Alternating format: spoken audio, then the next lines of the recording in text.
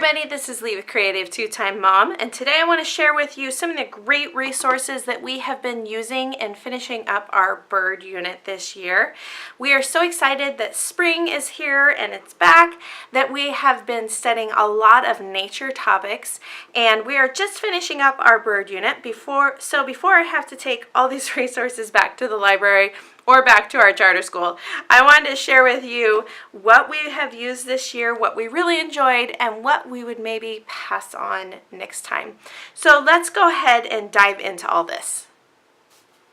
So every year I like to purchase one of these Abeka textbooks for my students.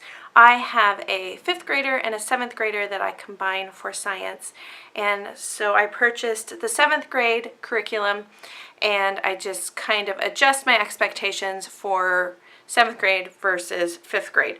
We purchased the activity book for just a variety of activities, and this is kind of our spine to structure our study, but we don't rely heavily on it. It helps me to structure our lessons for the most part. So this first stack of resources that I have for you today is a little bit more on the living literature side of things. I'm going to save that one. The first one is bird songs, and we included this in our morning basket because it was a good one to have with my 1st grader. And it's just a sweet little story. It's by Betsy Franco and Steve Jenkins. It's a Caldecott Honor Medalist. It's just a sweet story, and it goes through the sounds that birds make as they are outside, the different sounds. The woodpecker, of course, makes a different sound than the pigeons, which makes a different sound than the little chickadees and the eagle. So it's a little story about the birds that will visit your backyard for the most part. The ducks, the more birds that your children are probably more familiar with, and the sounds that they make. This one was in our morning basket, and then we actually even included it in a poetry tea time because I felt like it was appropriate for the spring and for that sort of setting. The next one is A Nest is Noisy, and I really enjoyed this one because it doesn't just talk about birds. Of course, there are facts about birds in this book. An illustration of a hummingbird. There was flamingos in this book. There was a dusky scrub fowl, which was really interesting. The story itself is very simple, and that's what's written in the larger print throughout the book. However, as it mentions each bird or each setting for a nest, then it goes into further information. So you can take this as simply as you want to or as in depth as you want to. If you just want to talk about one animal that day, great. If you want to talk and read through the whole thing, you can do that as well. But I like the fact that it included a variety of animals. So there were several birds listed in this book, of course, because we're talking about nests, but it also focused on things like alligators have nests, platypus have nests, turtles have nests, and it gave us facts about those things as well. I really like this one. You probably are familiar with several books in this series, and I felt that this was a really good one to include. I'm going to go to this one. So this was the second one in that series that we used, and it's An Egg is Quiet. And again, several animals lay eggs. It's not just birds. But there were a lot of birds in this book, of course. Now, if I can find, there's an illustration of a bird egg at some point in here. Right there. And so it talks about the different parts of the egg, which is important. And I think especially as you're talking about upper grade levels, 7th, 6th, 5th grade levels, it's important to know that there are different parts to an egg, not just the shell, the white, the yolk, but different things and how that functions. The protein cord, which I thought was really fascinating, we talked about that in our Abeka book and a little bit more in depth, but how that allows the egg to be rotated while still keeping the embryo very warm. And this was really cool because it talked about the different timeline for different types of fish. Of course, it takes, however many weeks for a salmon to be full grown versus a chicken is within, it hatches within days. This one was really good as well, and it actually spawned some further study in my 1st grader. We included both this one and this one in our morning basket, and my first grader took the ideas that were in here and he started kind of doing his own independent research and looking up eggs of different birds, which any book that inspires my child to look further for themselves, I'm all for it. This one I believe I found from Shalise at Sodbuster Living. It's The Boy Who Drew Birds, and it's the story of John James Audubon. I had never heard the story of the Audubon Society. Of course, most of us are familiar with it, but I'd never heard how it actually came about. So this is his story and how he came from France and studied birds in America, and how he was just fascinated. He was fascinated with their behavior. He was with the theories behind their migration and how he was able to prove that several of them returned to the nest year after year. And his work and his art is so influential in bird study today that it was really nice to be able to put a little bit of living history, a little bit of human face to what we were studying. This one I really loved. This is a book called Owls by Gail Gibbons. And of course it's very much so Gail Gibbons style, in that the story is not very hard to read. It's very accessible. This is again one that was in our morning basket because it was very accessible for my first grader, but still the information, even though it wasn't super deep, was meaty. Very good information that was included in this, talking about the parts of the bird, which of course starts to add a little bit more depth and illustration to what we're studying in our textbook. And the illustrations are just gorgeous. Eyes and ears. I really wanted to hit on eyes and ears with my older kids this year. So this was a good one to see how that all practically kind of works out with a particular type of bird. This we did not do with the owl pellets, although I always see that and think, what a great experiment, but I haven't gotten over my squeamishness yet. So when I first heard about this book, I didn't know a whole lot about it, and I wasn't really sure I was going to like it because it looks pretty thick, and you're thinking, okay, will my children really sit through this? But the more I looked into it, it's written as in a read-aloud style, and almost as if it were a chapter book. So it's got a lot more life to it than just a field guide book about birds. Each chapter talks about how he goes on his travels and he meets these different birds. And so in a way, this would be what I would call sneaky learning, where the kids are enjoying the story so much that they don't realize they are actually getting the meat of what you're trying to teach through a story setting. So although we were not able to get to this one, I do hope to get to it in the summer at some point. This one I have to return to the charter school library because we don't currently own it, but I will be purchasing a copy of this because I just think it's worth your money. It's worth my money anyway. The one thing that I did see in the reviews is to make sure you get an illustrated copy, which of course this one is, because there are some, I think there's a Kindle version that does not have illustrations, and people were pretty disappointed with that. They just didn't feel like it was, it didn't bring the subject matter to life as much as it could have. So be looking for the illustrated version on that. And this last stack is a little bit more of our nonfiction informational reading. I'm going to save that one, and I'm going to save that one. This first book we included in our morning basket, and it was very supplemental to what we were reading, but I thought it was worthwhile. It's my first bird book, and as you flip through it, it also comes with a bird feeder, but we got this one from the library, so we didn't have that. It's by Sharon Lovejoy. In the back, the second half of the book is a field guide, and there's 2 pages on each bird. There's a lot of hands-on projects that you can be doing, making your own feeders. Bug hunters. It talks about secret nests, how birds will try to conceal, and making your yard an oasis, because that's something that we've really worked on in the last couple of years, how to make shelter, what birds want, what they're looking for, how to feed them so that they want to return year after year. This was a great section in the crop and the gizzard because it really brought to light for my kids, okay, that's how that works. We took the textbook information, which they kind of understood, but then this put it in much simpler, kid-friendly language where they're like, I get it. Okay. And of course, I really focused hard on bills and beaks.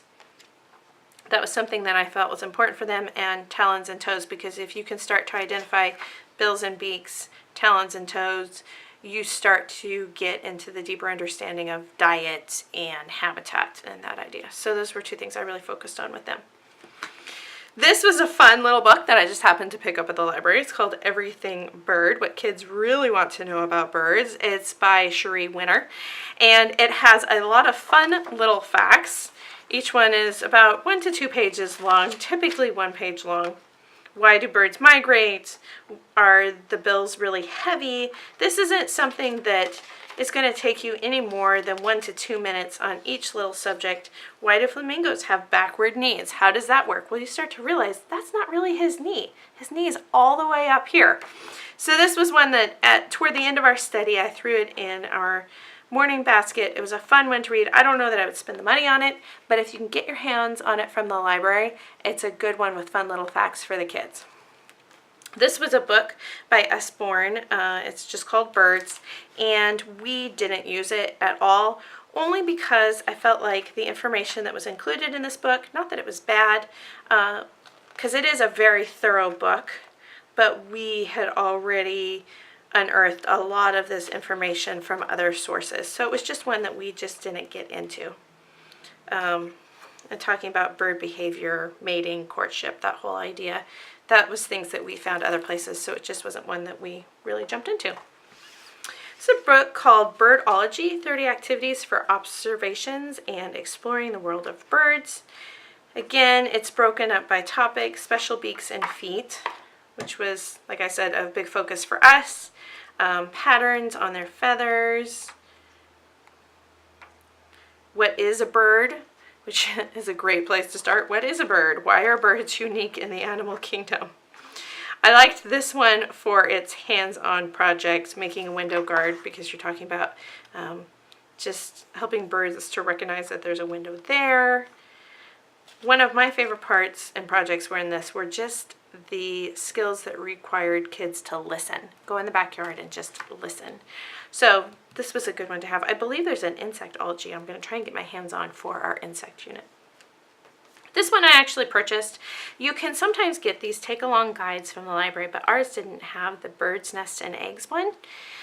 It has a field guide in the back as well. Each section, and it's not too much information, which I like.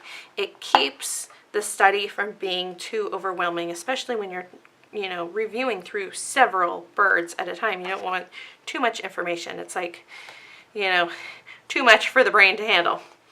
But of course, it included some hands-on activities as well. This was a nice one because it described eggs and nests, which I wasn't finding a lot in some of the other resources.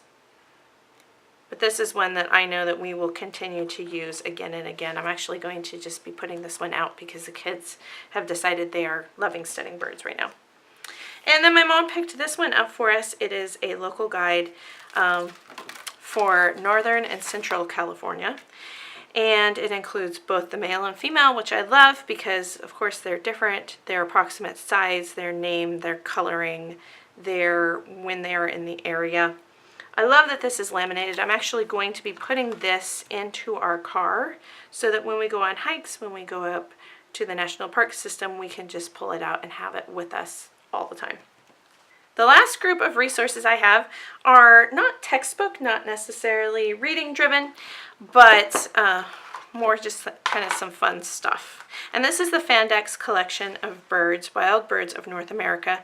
Lots and lots of information. We did not utilize this as much as I would like to have, simply because we had several field guides, and a lot of these birds, it's some of the more common birds, and there's several of them here, but a lot of them were not common to our area, and so they weren't something that we were spending a lot of time on. Plus, I love that these are cut in the shape of the birds because you can see their beaks and bills, but then it makes it very hard to close up, and I was I was nervous about bending and folding and breaking things. As you can see, I can't quite even get it folded right now. I'm gonna have to do that off camera. Woo, I got it there. Okay, so, and there's information on both the front and the back of the cards. So that's nice, but it just wasn't, we had other more convenient ways of learning about birds in our area. So that wasn't one we used a whole lot. This we did. On the other hand, this we used a lot. Birds of North America, it's a card game. It's Professor Noggins, of course, and we actually used them as trivia cards. Each morning we would go through a new bird and I wanted to spend a couple of days on each bird because we would go through the facts in the back, but my kids were memorizing so quickly that we were doing like a new bird a day, and then we would just review a couple every morning. These went into our morning basket, and the kids absolutely loved it. In fact, when I tested them, I actually used a lot of the information from these cards. They were a great way to help me structure my test. This last resource is actually mine. These went on sale just before Christmas, and I purchased the National Parks coloring books for each of the kids, not even thinking this was just my treat to myself. I should have purchased bird ones for all the kids, knowing that this study was coming up. I don't know what I was thinking, but it's a lot in the style of an adult coloring book, so there's a lot of detail, and it's been a fun way. My daughter has been coloring in her National Parks book while I've been doing this, and so she and I have been looking up the colors and the habitats and the environment of these birds so that we can get them accurate. My only complaint about this book is that I wish they would have listed the plants that these birds are perched on, because I would like to have gotten them an accurate color as well, but I don't recognize all of them, so that's just not been possible. But it's a fun book to do, and I think this would be a great asset to add to your bird study. So let me grab what's probably our top 5. Okay, let's actually call it top 6 because I couldn't narrow it down to top 5. If you're going to be spending your money on these resources, you can't get a hold of them at your library, can't get a hold of them at your charter school, these are the top 6 items that I would be purchasing. I would get a hold of the Professor Noggins Birds of North America. This is a great way for you to either learn the facts about the birds, learn about birds in your area, or just a fun way for the kids. Again, sneaky learning for them to be learning without even realizing that they are, and to review what they know. We love these. I had never really used these cards until this year, and we were finding we really like them. My first bird book by Sharon Lovejoy. Again, like I said, this puts it in really good language that's understandable, accessible, just enough information, and yet detailed enough that I felt like it was good information even for my 7th grader. Again, now you're looking at different types of tails on the birds, their feathers, their beaks, their bills, what that indicates about their habitat. I thought that was a really good one. Even though we haven't read this yet, I'm going to completely recommend it. With all the recommendations and reviews that I've seen, I'm actually really excited to purchase this one for our home library. A good laminated, so you don't have to worry about it, field guide for your hikes and your nature study for your area. I think that's important and something that if you're doing any type of bird study, you should have. Birds, nests, and eggs. This included a little bit of information that I was not able to find elsewhere, so I'm very happy that I purchased this, and you can find this used on Amazon. And of course, the Dover coloring book, the Birdwatchers coloring book. This has been really nice. It's added to my understanding of birds so that I'm better able to teach my kids. And that's our top 6, as well as our review of all the resources that we used in our study. I hope that gives you some great ideas and inspires you as you are studying birds this spring. Leave me a comment down below. Let me know, what are you studying in your science units currently, and we'll see you next time. Bye, guys.